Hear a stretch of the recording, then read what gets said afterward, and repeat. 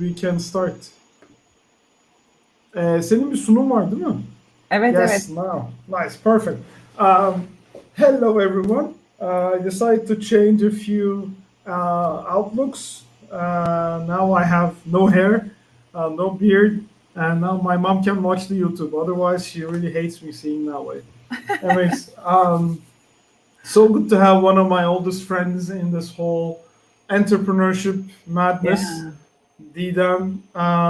It's been, let's not mention how long it How has many been. years? Yeah, Exactly. exactly. But it's been a while. Um, I can say we grew Thank up you so much together. for joining. Exactly.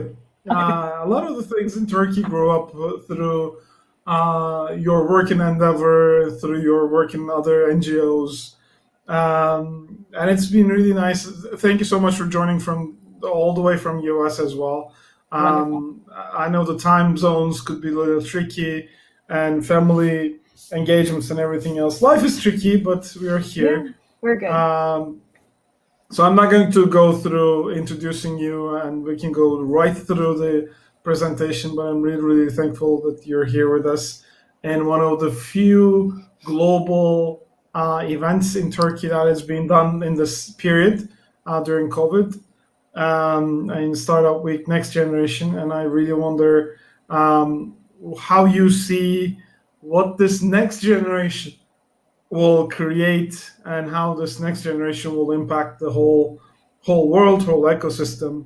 Yeah. The floor is yours. Good to see you. Ozan'cığım, before I start I have a few slides and then we can go back to a conversation, I think. But Sure. I just want to say that, when you and I and a handful of other people, when we started this journey in building the ecosystem in Turkey, really entrepreneurship was such an alternative career path.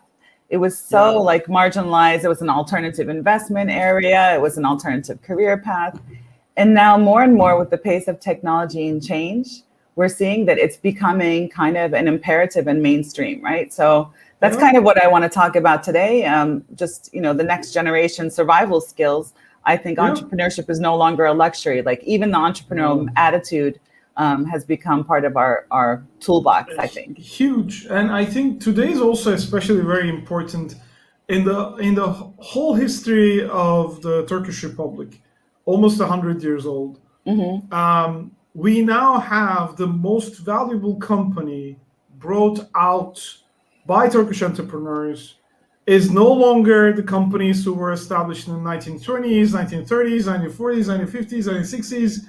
It is a company that was just founded 6 years ago. Right. As of today, a company that is 6 years old, let's say 6.5 years old, is more valuable than the companies who are responsible from the 5 to 10% of GDP alone in Turkey. Sure. All these large holdings, all these companies that are indexed in Istanbul Stock Exchange, are traded in Istanbul Stock Exchange, cannot come over near Getir, who's now $7.5 billion worth. Phenomenal. What a success hard story. to freaking, like this, when we were thinking about creating startups that will create the next generation of entrepreneurs, that will create the next generation of employees, that will create the next generation of wealth.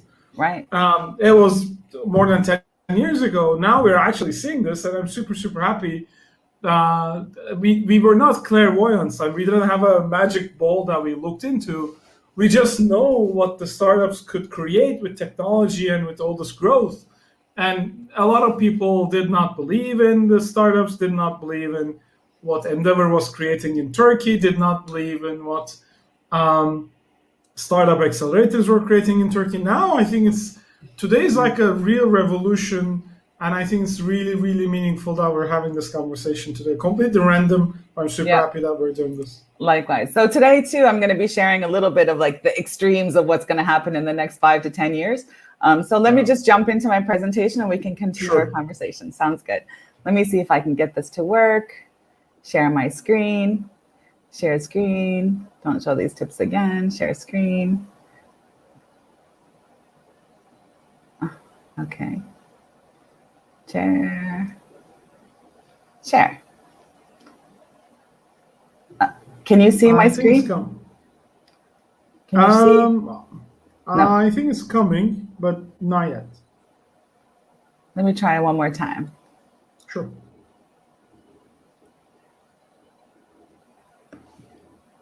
I think I have a presentation. I may also try and share. Chrome has lost permission to capture your screen. It's not letting me. All right. We have a great team that's on the backup of the screen. Can you guys give Didem the ability to share screen? Otherwise, I can try and do this. Let me try one more time. Sure. Oh, çok iş var burada.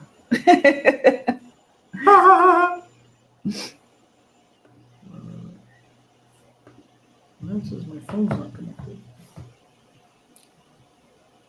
Connected. Kaan'cığım, Kadir'cığım, you can also share the presentation, I think. Up. Yeah, tech support, always useful.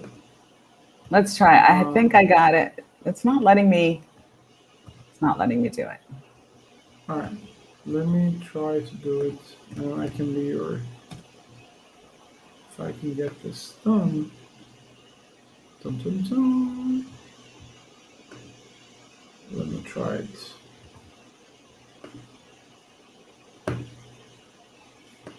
No.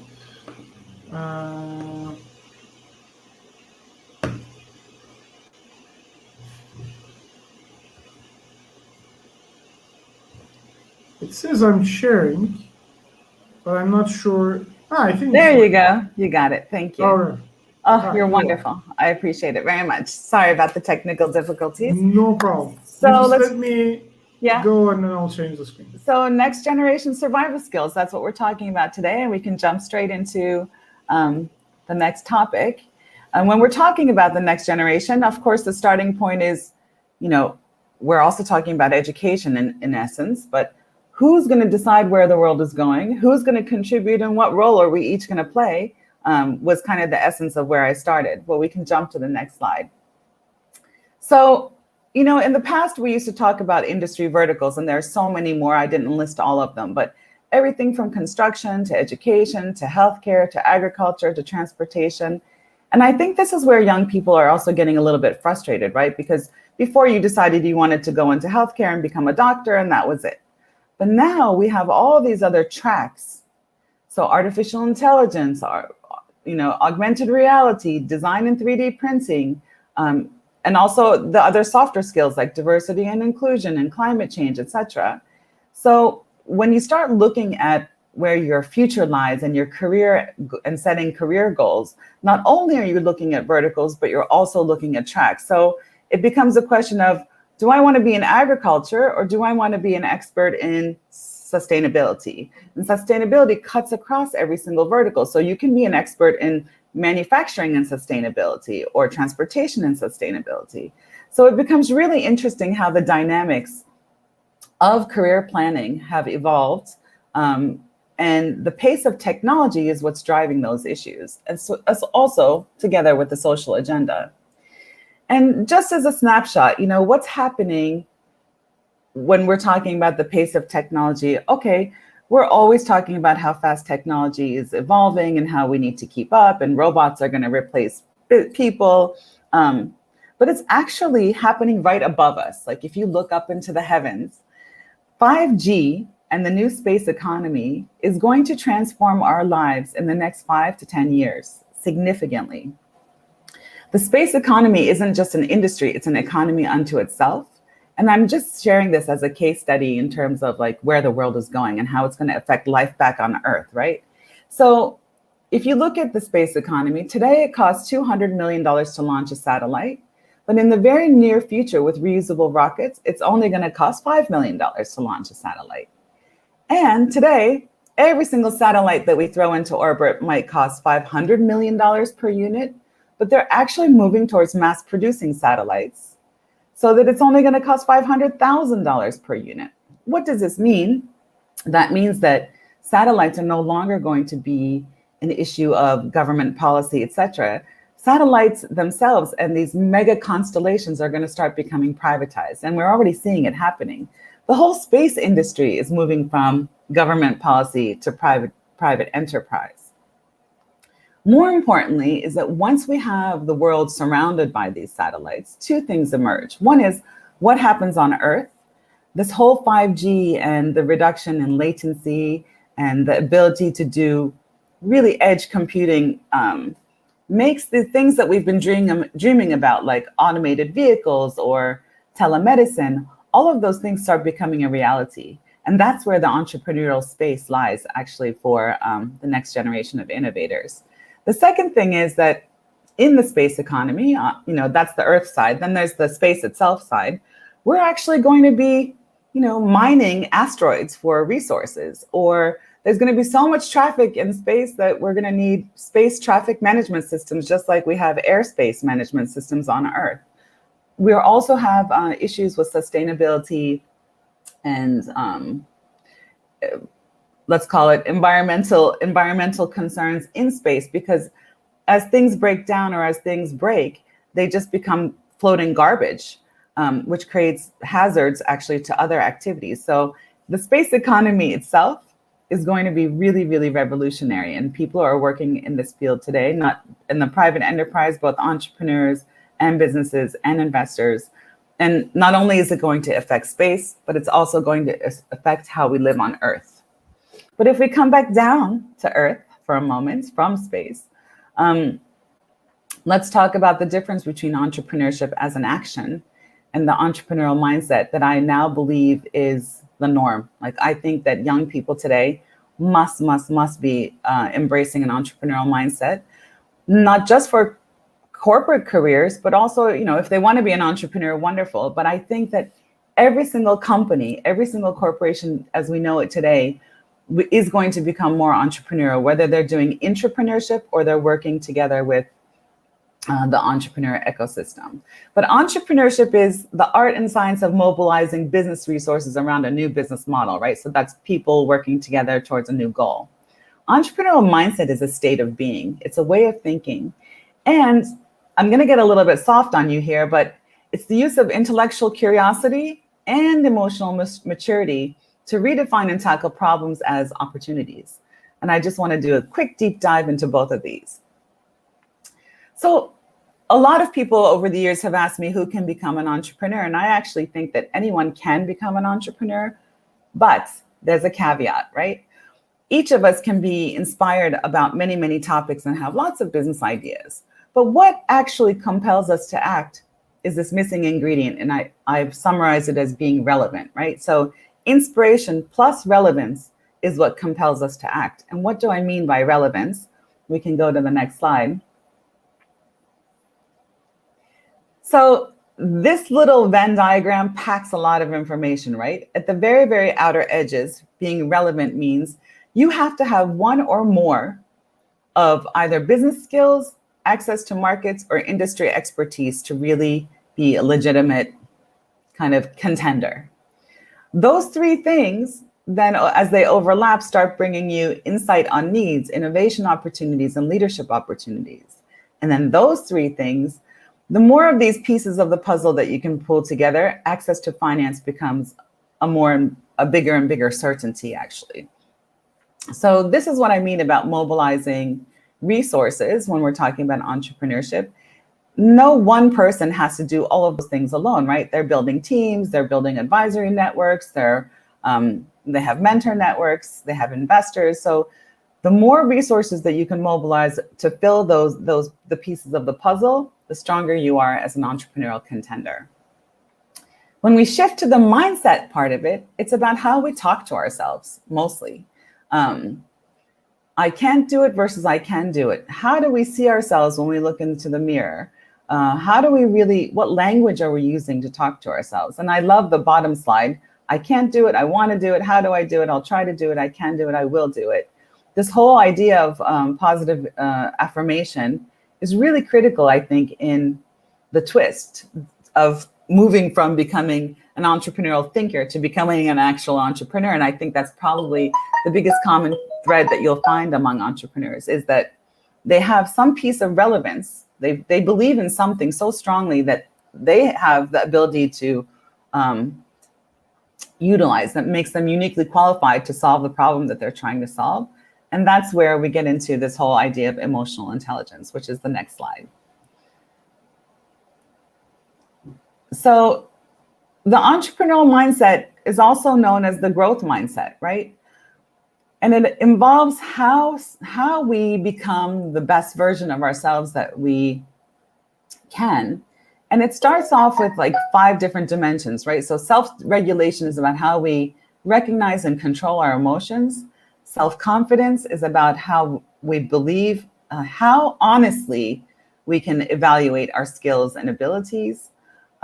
Self-determination is about goal setting and how we might seek out to improve our skills and abilities. Self-esteem and self-confidence are very interesting, actually. It's the difference between where you think you should be and where you want to be. That difference is whether or not you have high or low self-esteem. And the ability to navigate self-esteem and the goals and expectations that we place on ourselves is a very big part of that. And self-efficacy is, self-realization. Those things, along with critical thinking, creative thinking, leadership skills, teamwork skills, networking skills, communication skills, all of that is emotional maturity, growth mindset, entrepreneurial mindset. I mean, they really overlap almost 100%. And a lot of those attitudes are mainly developed K through 12. So when we're looking at the education system and how imperative it is for everybody to adopt entrepreneurial thinking as a survival skill for the next generation, we see that we have a lot of work to do in disseminating these skills in across education, across the board. So those are my slides. And now maybe we can just go back to a conversation, Ozan, and we can talk about what's next. Right back. I hope it works. Thank you for thank you for sharing the slides. Yeah, perfect. So recently, I have my daughter almost grew up with the whole Turkish startup ecosystem. Since 2009, I started bringing her to events and everything else. Yeah. And one of the things that I really, really care about is instilling her the growth mindset. Yeah. What do you think the challenges are in educators these days, in high schools, in teachers, to give them this growth mindset? Because the kids are bombarded with so many things that are kind of instantaneous and rewarding, but they really lack the long-term vision, the long-term thinking ability, because they are consuming so much and they have little time to dream. And that's something I worry about personally. How do you see we bridge that gap? What are the challenges? I mean, when you look at Silicon Valley, let's say a 12-year-old in Silicon Valley versus a 12-year-old in Turkey, right? What's the fundamental difference? The 12-year-old in Silicon Valley, doesn't matter if they're going to be an entrepreneur or not, they've probably participated in 300 times more project-based work activities than our kids have. And they've presented those. So they're doing teamwork, they're doing public speaking, they're doing the critical and creative thinking. So they're doing it through applied learning or experiential learning, right? And the people that are around them when they're presenting, it's not just the teachers, it's the community. The parents are involved, the local investment community is involved, the business community is involved. So they're seeing at a very young age all kinds of role models. So I have 2 nephews, they're 9 and 6 years old right now. And if you ask them, what they want to be when they grow up, the first role models that they see are their parents, and their aunts and uncles. And then they see the police officer, the athlete, the fireman, the teacher, the doctor, etc. So that's what their world is limited with, right? But the minute you start introducing them to other role models, other possibilities become viable. It's really planting those seeds. So I actually think that within education and this whole growth mindset thing, one of the fastest, cheapest, easiest things we can do is help young people interact with more role models on a regular basis. It creates a whole world of possibility. The other thing is, of course, playing games, right? I'm sure you play those games with your kids too. But with my nephews, since they were 3 years old, I've been teaching them the business model canvas. Literally, every time we play, every Sunday we play, one of the games that we play is, let's build an ice cream store, let's build a car wash, let's build a pharmacy, let's build a shoe store. And I walk them through the elements of the canvas. They're pretty good at it. Yeah, that's Yeah. a brilliant one. I It's mean, fun. it is fun, and we did a startup week. Again, like I said, it's another Techstars community with high schools twice. I think we did it twice so far, and the kids immediately understand the whole thing. What they struggle with is, I think, how the current business models do not share the growth potential with employees, and how the current business models create only to wealth. And they go like, okay, how do these large corporations make money? That's one question. So they sell this, they sell that. And I asked them, what do they do with the receipts? And they were like, they probably share with their employees, right? And I go like, I wish. And they go like, how come? Like everybody, you grown-ups keep working, and these other companies, and they don't see companies as individuals like we do. These other things, the companies making a lot of money, and they don't share it with you. They were like, I don't think so. They were like, oh well, if I build a company, mine will share. I was like, that's good. Right. So new models. I mean, this whole generation is going to bring in. Not only are they becoming conscious consumers and forcing companies to become more careful, right? But when they become leaders themselves, I think that the whole model of capitalism is going to change quite a bit. It's going to be very interesting. More participative capitalism, for sure. I mean, I think, what's your take on how this pandemic impacted the whole K-12, whole education, whole mindset of parents as well? I think parents realized, I mean, I sure did, that we have outsourced a ton to the schools and teachers, and when we needed to in-source them again, they were like, well, this is freaking difficult. Like, my kid's with me all the time. She wants this, he wants this. I don't want to do the homework. And then we realized, like, well, we have to do a lot more in educating our kids, and we were just sending them out at 7 a.m., getting them back at 5 p.m., and we almost literally had no clue what they were doing. But now they're right next door, listening to everything, and they go like, oh, is this what you're learning? Is this how you're learning? And it's completely different. I think it's very different. It is a wake-up call. It's very much a wake-up call. I mean, getting the parents involved on the education side, so it's a holistic approach, right? It's not just like medicine. Medicine has become much more holistic too, right? It's not just one doctor, but it's multidisciplinary. They're looking at mind and body together. Education needs to go through that same transformation and look at all the stakeholders of who's responsible for education and how they complement each other. But one epiphany we had, remember I mentioned my nephews, today they're 9 and 8. So they started, the COVID pandemic started when my older nephew was in 2nd grade. Yep. And the younger one, he was 7 at the time, and the younger one was 4. So 2nd grade and 3rd grade was pretty much all online.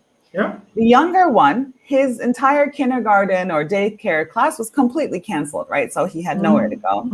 The older one was online.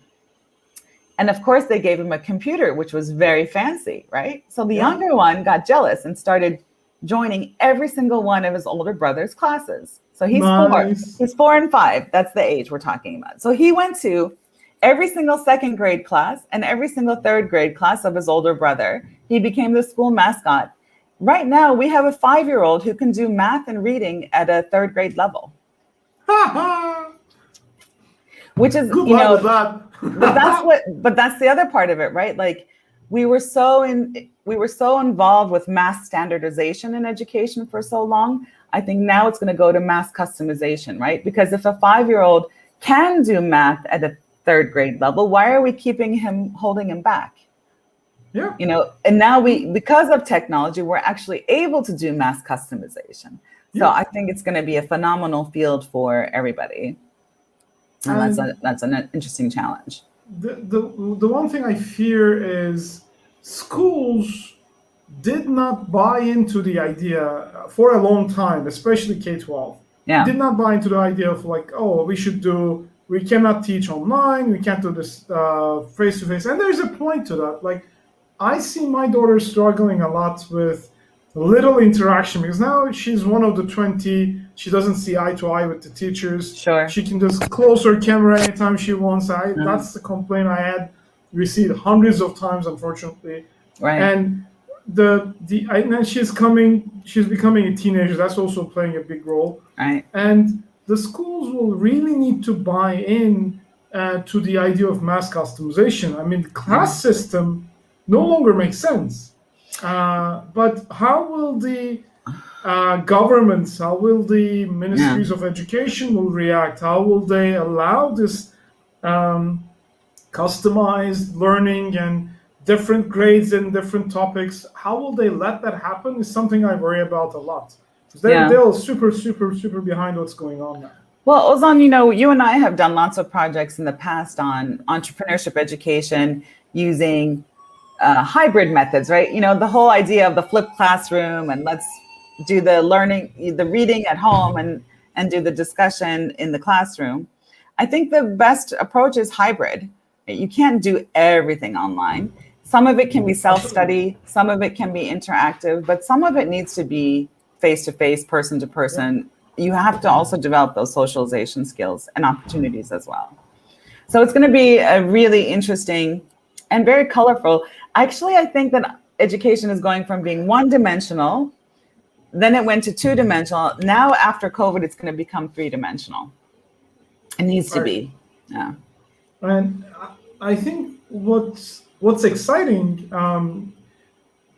it also is more like grassroots movements now, because teachers also understood that their ability to adapt to new technology, their ability to build engagement even when they're not online, is going to be really important when they go back to the classes. Of course. Games, I don't think they were playing games that much when they were doing film, but now they see whenever they turn up a Kahoot or whenever they turn up in a different version of a game, the kids get that because now they're interacting, they're playing, they're socializing, they're building teams, they're fighting with another team. And all of a sudden, this 30, 35 minutes goes past and they go like, hey, we need to do something else. And my daughter runs to me and says, we won. I mean, that excitement also is exciting the teachers. But will we have teachers who are more role models to their students, especially in developing economies? How can we train the teachers to become more involved in entrepreneurship, especially?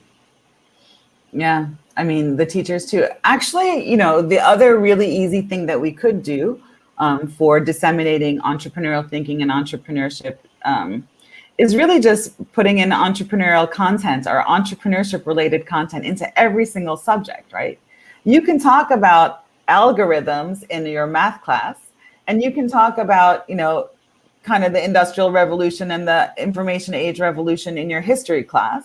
And you can really talk about, I can't think of a single class where you can't talk about entrepreneurship, and both historical and contemporary, right? So giving youth at every single age that depth of information and that context not only helps them in their career planning and thinking as well as developing skills, but it's also relatively easy for teachers to do if we could create that resource of examples for the teachers to borrow. We create it once and we share it a bazillion times. Fair enough. It's not. It might be something that we do on the NGO front and share with the school system, but there's a lot we could do. There could and it's be relatively business easy. models. Yeah. I hate this. The role of the moderator is to just keep time. I think we have a few more minutes to answer questions from the audience. And Farouk has a good question. We briefly touched upon it, but how can we increase a child's entrepreneurial potential? And maybe I might add entrepreneurial mindset potential. And where would you start? I think the easiest answer to that question is, rather than praising our children for being successful, we praise them for trying, right? So it's not, oh, you climbed to the top of the monkey bars. Oh, it's, you did a great job trying to climb to the top of the monkey bars. And it's just a mindset. So if we can help children overcome their fear of trying, then we can increase the child's entrepreneurial potential. Simple as that. Like the definition, how we define success and failure, like turning that into redefining success and failure as an experience, and what we're supposed to learn from it is more important than the success or failure of itself for this question. And I think we also need to find a way to train parents, especially younger parents, to not succumb to the old ways of test-based learning, test-based success measurement, and on-paper success stories. Yes, academic achievement is really important. If you really want to dig deep in a topic, you need to have the academic prowess to go forward, your bachelor's or master's or PhD. That is a different route. But pushing all the kids to get to the same level of academic achievement, whereas giving them less opportunities to try and learn and fail, and learn and try and fail, and learn and try and fail. That also is a mindset that the parents should actually start learning a little bit more. I mean, I see a lot of parents, not only my daughter's age parents, but even younger parents have struggling, especially in developing economies, just trying to enroll their kids into this super expensive private high school because of this and that, because they have a success rate in the university placement exam. Right. They have to also know, like, maybe in 15 years, 16 years, there will not be any university placement exams. And the kids will go like, why the hell did you spend so much money? I could have gotten all the courses on Coursera on university or this and that. I will change the parents, and parents need to listen a lot more. You had a session on that with somebody I joined, and they were saying, you know, why can't we curate the best professors from all around the world and just create the best of, right? Yeah, you can. Maybe the second answer to this question too is encouraging. It's a little bit of, you know, it's a game you could create, which is whenever a child encounters a problem or something that they don't like, encouraging the children to brainstorm ideas on how they would fix it, right? So how do we really look at a problem and turn it into an opportunity? And it's a game you can just keep playing over and over again. Yeah. At every age. And that's the resilience piece, I think, that needs to get instilled one way or another to our kids. And as said 10 years ago, more than 10 years ago, we could not even dream this. We knew this would happen, but we were also wondering when. Now we saw the when, and I think also in education, we are now talking about, for some, maybe crazy stuff, but I think we'll see them sooner than we think. Maybe that's the only good thing that will remain after this whole freaking pandemic gets over. And I'm looking forward to the days that we get to see each other again and work together in real life without this Zooms or StreamYards and anything. Exactly. Nice. Me too. Any final parting words? I'm just going to say to everybody who's listening, whether you plan to be an entrepreneur or not, you should get to know the entrepreneurship ecosystem. So pick a sector, pick a topic, and dive deep into what's happening in the entrepreneurship space around that arena. It's going to help you build your confidence, build your abilities, build your network. It's just going to help you do whatever you want to do, whether it's a corporate career or an entrepreneurial career, better. Yeah, I agree. And I'll maybe end the quote with do or do not. There's always a try. Yoda says there's no try, but the whole thing is about trying and learning and doing again. And Didem, thank you so much for joining us. Thank you so much for being a part of this whole madness. Yes. And hope to see you soon. Thank you, Ozanjam. Take care. Best to everybody. Bye. Bye.